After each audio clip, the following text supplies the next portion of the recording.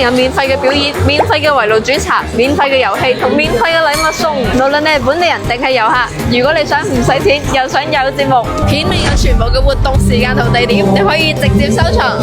教他呢度仲有免費嘅圍爐煮茶。如果你想低成本約異性朋友出街呢，呢度係一個唔錯嘅選擇。如果你冇異性朋友都唔緊要，你可以現場即刻識翻個靚仔。你個電話號碼幾多號啊？我估計你呢一世人都未睇過咁大本書，佢真係可以打開㗎。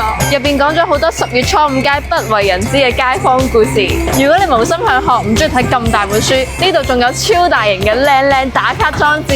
哇，你睇下，真係超多人排隊啊！你只需要問佢哋工作人員攞張卡，然後吸2個印就可以攞禮物㗎啦。集齊2個張咧，就要拎一大袋嘢啦。每一日送嘅嘢都唔一樣，記得提早過嚟啊！今日已經換晒啦。呢度仲有一個超好玩嘅沉浸式互動劇場。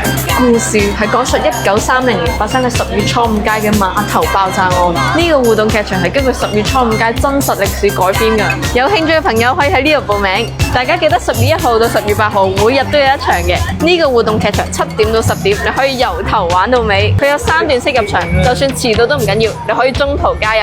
每一日都免費嘅高手在民間嘅表演。2號、3號、4號咧，仲有誰是民間高手嘅比賽。呢個民間舞台咧，仲有樂隊表演、粵劇同傳統技藝表演睇嘅。呢度仲有好多個唔同嘅攤位，有零售、文創，全部都係澳門本地嘅。4號到6號仲有猜燈謎遊戲。呢個10月初5街節由晏晝4點到夜晚10點都有唔同嘅節目。10月1號到8號，無論你係本地人定遊客，都可以過嚟呢度感受一下10月初5街嘅國慶同中秋氣氛。呢個就係佢哋全部嘅活動時間表，記得點讚收藏。如果想知道更多澳門嘅免費吃喝玩樂，記得關注我，我哋一齊搞它。